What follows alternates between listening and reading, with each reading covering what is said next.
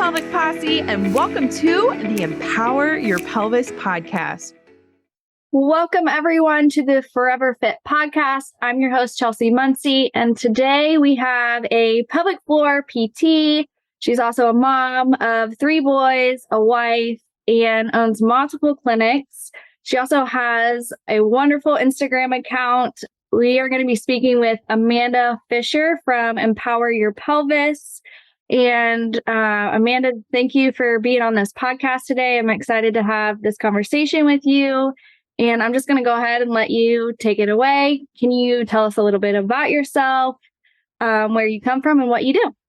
You got it. Chelsea, thank you for having me today. I truly appreciate it. Grateful to be on here and talking with you today. Thank you for that introduction. I am a mom of 3 very active boys. I feel like this is the very busiest we have been in my life so far with owning the business. We're based out of Kansas City, Missouri. We have a pelvic floor physical therapy clinic in Lee Summit, Missouri, which I have now owned. It'll be 6 years, May 8th coming up, which is crazy. And I have moved from a little tiny closet, literally a closet in a PT clinic, somebody else's clinic, where I was treating for a couple years. And then January 2020, moved to a bigger clinic, shut it down with COVID, came back, realized we quickly outgrew, moved to the location that we're in today, and then decided in January of this year to open up a clinic across state lines in Kansas. And we are insurance-based in Missouri and we are self-pay in Kansas. So that is 2 different worlds kind of happening there. And then as well as we have our online platform business as well. So we can treat and coach virtually. So treating people and coaching people across state lines internationally is really quite fun. I love hearing how pelvic floor therapy, or maybe even pelvic floor anatomy, what they know, how they handle things prenatally and postpartum in other countries, maybe what they are or aren't doing, and how that relates to what we're doing here in the States, I think is just fascinating. How everybody can be on such different wavelengths, but yet we can all come together at the same time. So that's a little bit about me. That's awesome that you're owning 2 different types of clinics. Yes. Space, cash based. So yeah, lots of different experience. What do you feel so far is the best, I would say? Oh, that's a good one. They all have different headaches. I feel like the headaches in the insurance-based clinic take more of my time and more time away from my family. And I'm realizing it's not as worth my while. So hopefully we can make some changes there in the next couple of years, if not sooner than later. And then our Kansas clinic, it's speaking to people differently, letting them know that, hopefully I don't offend anybody who is saying this, but letting them know their pelvic floor is worth more than their handbag, and should be to them, because over there we spend our money on aesthetics and things that make us look more appealing, but we're forgetting that keeps us and hopefully keep our confidence just as high. So it's really how we're discussing pelvic floor and discussing with the patient on how they need focusing from to get back in the gym or hit the pavement. It's just a whole different ballgame on the conversation side. Yeah. I own a cash-based clinic. We've been doing it for about a year now, and we do orthopedic and pelvic floor. I'm a PTA. I'm not actually a PT. And you own the clinic? Yes. Way to go, Chelsea. I love that. Thank you. I just found that working in more insurance-based and private, or even private clinics that take insurance now, are very limited in what they can do with their patients. And I didn't want to go to treating pelvic floor patients in 30 minutes. You just can't do that. And as you know. Oh, yeah. That's exactly what has happened out here with clinics. Is their evals are 45 minutes. Their treatments are 30. And I will not go to that. I will not. So if we're going to change, it's going to go from, hey, you're going to keep taking money away from us, then we're going to go down to self-pay. But I mean, we take Medicare, TRICARE, and Blue Cross Blue Shield at our clinic in Lee Summit. And I had 2 weeks ago someone tell me my cancellation fee, I was a murderer. And then last week, somebody argued with me on why our self-pay rate was so high, where her husband is a PT here in our town, and their self-pay rate for their private practice is $100, where ours is $180. And I said, we treat differently and we're a specialty clinic. And that's kind of how I laid it out. And if you want to have a discussion about it, we can have a discussion. And I haven't heard back since, but she's still coming in as a patient. But it is what I charge, what we're worth. And we're really good at what we do.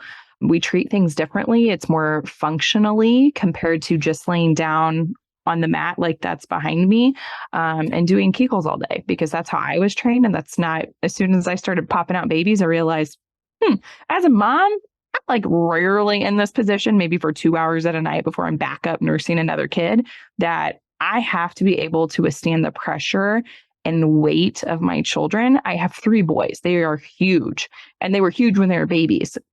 That my pelvic floor needed to be able to withstand a baby and then a toddler at the same point, and then it became 2 toddlers and a baby. So it really kind of evolved around my own life, is how we treat here too. I love it. And as I'm sure a lot of other moms out there as well on the same boat. Yes. And that's exactly how we treat our patients more functionally too.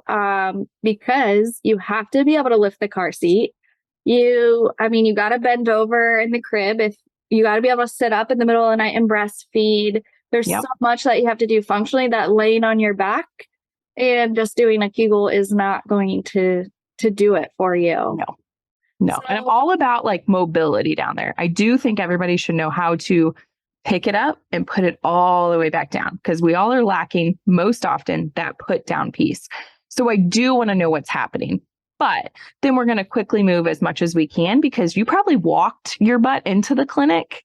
You probably squatted into your car, out of your car. You probably used our toilet, right? Mm-hmm. So you're functionally moving as you come in here, and I need to know what's happening. So we are going to get you up off this mat, if not at the first visit, definitely at the second, where we're also looking like, okay, this is what's happening when you're on your back. Okay, let's see what's happening while we're sitting here. And when we move from sit to stand. And I feel bad for people who haven't had children yet, because they're like, you can tell they're a little bit more vulnerable. They're nervous, or the other ones are like, whatever, I don't need this blanket anymore. Let's see what's going on. I want to fix it. And those are so much easier to just like, they're standing in here and I'm like, oh man, yeah, I can feel there's some pressure. Okay, how much does your baby weigh again? All right, here, hold this 12-pound dumbbell. Now let's do that again. Sit back down and let's feel it. Oh, yep, I'm feeling this. So I want you're like cueing them right then and there. Or if their baby or their car seat is coming with them, here you go. We're going to go through it right there. I'm not going to make you like walk out in public with your pants off in front of people, but we are doing it within an enclosed room with anything that we can do to really show what's happening for you on a day-to-day basis. I love that. So if a mom came to you postpartum, at what week would you suggest that they come to see you? And what would you suggest about strength training wise for them? Like to our patient 2 weeks virtually if we can. If they can come in, amazing. But sometimes motherhood's just batshit crazy, excuse my language. So virtually we seem to get them in a lot easier to meet them on their schedule with, multiple kids at home. By 4 weeks, I really want to see them in here, because by then they've already been moving for a month for like 23 hours a day, up and down, carrying the kiddos, washing bottles, doing laundry. And I want to see like, where are your aches and pains and what can we modify or fix for you? And by then they walk. There's just so much more that have played into it. If they're dealing with bladder leakage, still, we're not doing an internal exam, at least from their doctor. And I make sure their doctors know that, because that's usually the hesitation of why the doctors don't want to send them too soon. But I want to know, where's their pressure happening? Because I myself developed prolapse after my first kiddo, and I should know better.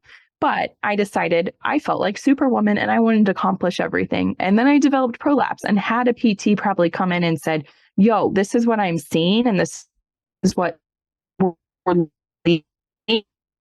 modified and done things more properly. So that's what I'm always hoping, like, help somebody or prevent it from happening in the first, chasing the pressure, chasing the bladder leakage, that we're meeting it ahead of time.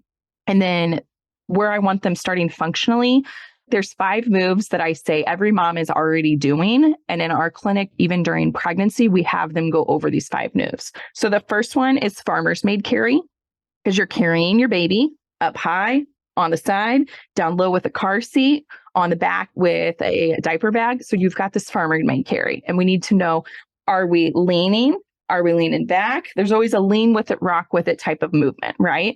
And we got to find where your core can't withstand the weight, number one. And then for the endurance, like when do we lose the endurance at that weight? So we have them really work on farmer's maid carry. Another one is squatting, because we move off of the couch, out of the recliner, off of the chair, in the car, off the toilet. That's that squat maneuver. Hinging, you are hinging into, hopefully in a better posture than some, to put your baby in the crib or the bassinet or out of the car seat motion or into the car. And then the push and pull. So being able to push and pull your baby in and out of the bassinet, out of the crib, out of the car seat. Again, pulling that car seat towards you when you're getting them out of the car and then putting them back in. So those are the 5 moves that we really focus on, and then trying to figure out with breath work at first, always the breath first. How do we get that to function with it? Again, during pregnancy and then postpartum. And I really want to set them up, letting them know, like, during pregnancy, it's a marathon event, and know at the end, you're either going to slightly sprain your ankle or we're going to probably break our ankle. And the nicest mindset for what's going to happen with your pelvic floor or your core with having a cesarean. So just we're setting it up, like what kind of injury do we want at the end? And then that's why you're focusing on building up that stability and stamina with those 5 moves during pregnancy to set us up for that injury at the end and to have us better prepared. Because as soon as you have that injury, you're up. If you've had a cesarean, the pain meds and the epidural may last, the numbness in the legs for 12 to 24 hours afterwards. And then it's like game's over. Now you got to move and start working to go get your baby, feed the baby, walk to the bathroom, and start moving so things can heal well. So we really want to set that up ahead of time. And I don't know, I'm really proud of our women that come in during that time frame to start thinking about the big picture instead of just kind of wondering what's going to happen after childbirth and thinking, oh, I'll just fix it after I'm done having all my kids. Because those are the ones that you're like, dang it, we could have seen you like 7 years ago and had some of this figured out and built out better than where you're at right now. I could ramble about this forever. Yeah, right. Yeah, me too. And I think it's becoming a little more mainstream, but setting yourself up before, because even though you may plan your birth to go one way, you and I both know as moms, it may not turn out to go that way, right? It never does. Rarely. And so I like the analogy that you use, like you might end up with a broken ankle instead of an ankle sprain. And if you set yourself up before and during pregnancy and come see us during that time, we can make sure that, hey, even though maybe you have a C-section or you rip or tear during your birth, we've already set up that pressure management, that core stability, and taught you these things so that you're not as fearful when that does happen. Correct. And you look at it like any other sport. And I always look at like one of our girls in our office, she's an Ironman athlete. She's incredible. And she preps for, like, they just had a marathon this past weekend, but she was biking, swimming, running, doing cross training, all the things for the last 16 plus weeks to prepare for this past weekend. And then you look at pregnancy, and sometimes we're doing that and sometimes we're not. And you just think like, man, if you start thinking about it like an athletic event, we should have a much better outcome if we're addressing those needs, strengthening and mobility, though. Like, we got to focus on the mobility. That's where I kind of messed up on my first baby. You got to get the mobility in there too, because strong muscles, especially in the pelvic floor, if they're strong and tight, they're going to have a hard time releasing as much as we want them to.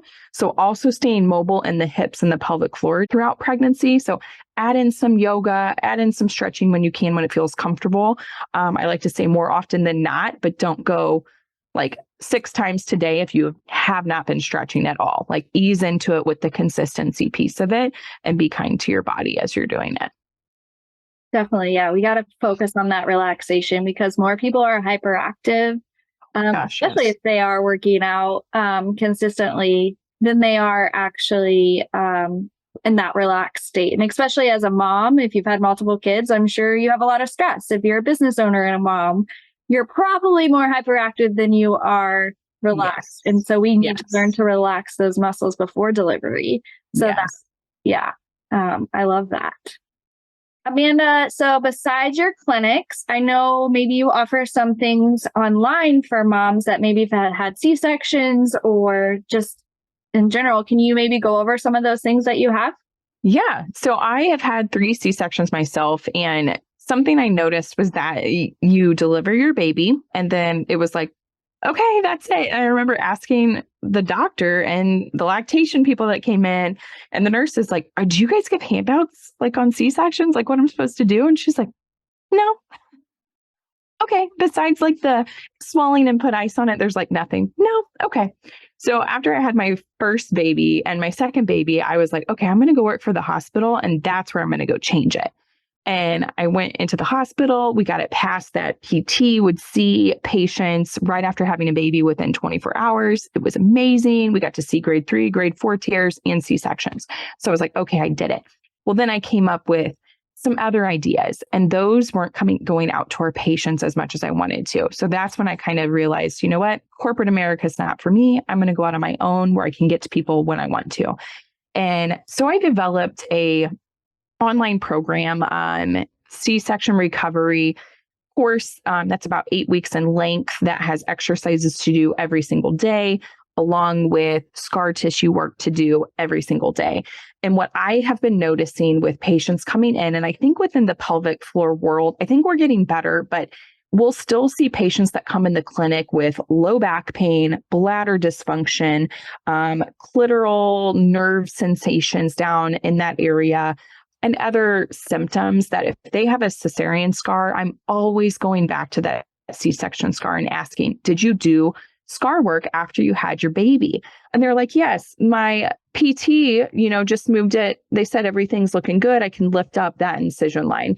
And there's 7 layers that we're cutting into when we're going into having a C-section and healing after a C-section. And I notice a lot of our patients come in and they haven't dug in deeper past the skin layer, that superficial layer. So I started on myself first because I had like every symptom in the book because I fully believe I'm supposed to help cesarean moms because I've had the issues myself. And I started going in more muscularly. And even with our patients, it's like, oh, wow, we haven't felt this kind of movement before. And then we go down viscerally into organ movement because that bladder sits right in front of that uterus and it will adhere. A lot of that scar tissue will adhere to the bladder because it's sitting right in front of it and can decrease bladder mobility, or we can develop bladder urgency. So we've got to get in deeper. So I'm teaching people online, coaching them through how to do the scar tissue mobilizations on themselves, and then having them follow a day-to-day plan helps with that consistency. Otherwise, you're like, what do I do today? I may know all the scar tissue work, but I'm not going to sit down and do it if somebody's not giving me the framework each day. So I've really set it out Monday through Friday. They can do other bonus stuff on Saturday and Sunday if they want, but coaching them over the 8 weeks to get used to letting it go and building up the strength in that transversus abdominis, that lower ab region, throughout that C-section recovery as well. Because in the PT world, we spend so much time on quad sets after an ACL surgery or a knee replacement. In my mind, we need to be doing that. Again, this is my theory, but we need to be doing that with that transversus area and the pelvic floor, maybe not on the strengthening side of the pelvic floor, but getting the pelvic floor and the transversus abs to talk with the brain again, like we do with quad sets. We do quad sets every single day after the knee. And I really feel like that TRA down there needs to connect with the brain every day too. And if it's not with like laying on your back, with marching, how are we getting it to connect from sit to stand with that functional movement again? Because when we don't see them in here, and I know this is like a loose term that right now I'm getting bashed on social media with, but I will say like the pooch area, because every C-section mom knows where the pooch area is.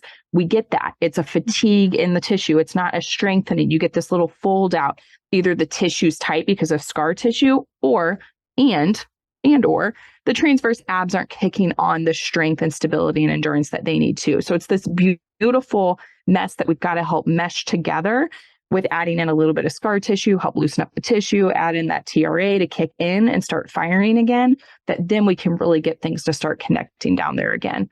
But I will talk about the pooch as much as I can with the C-section moms, but I know it's really not liked right now on social media.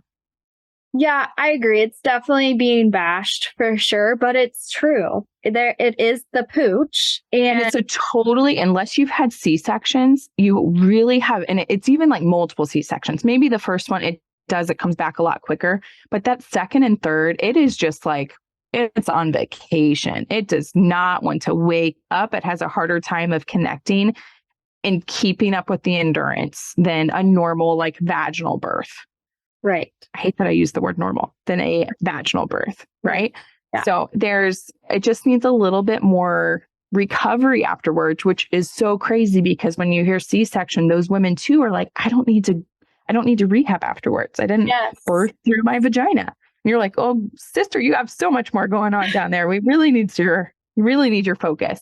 So yeah, that is what makes up the core recovery program, really giving them the consistency and the tools to follow through with that. That's awesome. I love that. And that's something that we definitely need, especially so a mom can just hop on there, watch it right away and start doing some of that stuff right away. Correct. They don't have to wait till their 6-week appointment with their OB who's going to say, oh, you're great, you're fine. Because I know at my 6-week appointment, she didn't even touch my scar. Maybe it's like, they know who I am. Oh, it's healed. It looks like it's healed. Okay, great. Yeah. So that was very disappointing for me. So I love that you're doing that stuff. And if you're listening to this and you've had a C-section, multiple C-sections, and it was years ago, just find a local therapist that can help you. It's not too late. And yes, we can help with that mom pooch. It's not just doing core exercises that you see on YouTube or Facebook or whatever it is that you're watching. It's a little more than just doing that. So yes, please find a local therapist. How many C-sections have you had, Chelsea? I've only had one. My first birth, was a vaginal. Everything was great. My second one, I actually delivered at 25 weeks as emergency C-section. Oh my goodness. So it was a pretty traumatic experience, very traumatic. We actually ended up losing the baby. Oh, Chelsea, I'm so sorry. Later.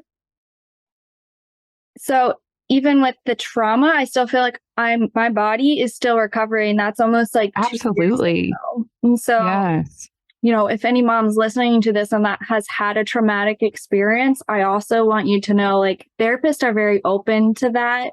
We don't rush things and we really listen to how you're feeling and just kind of follow you and, when you're ready for certain things. Yeah. And there's so much, I talk about this in my course too, like when we have a traumatic birth, this disassociation with that area, a lot of the moms will not want to touch it, or they feel nauseous, or it just becomes this kind of setback. And then the pelvic floor holds a lot of emotion as well. So that kind of couples with that area, and we can get some hypersensitivity down there too. So we really walk through like finding a therapist that can work through the trauma with you. But then at the same time, I had one of my 3 C-sections was very traumatic, that working through a lot of positive affirmations while doing the scar work.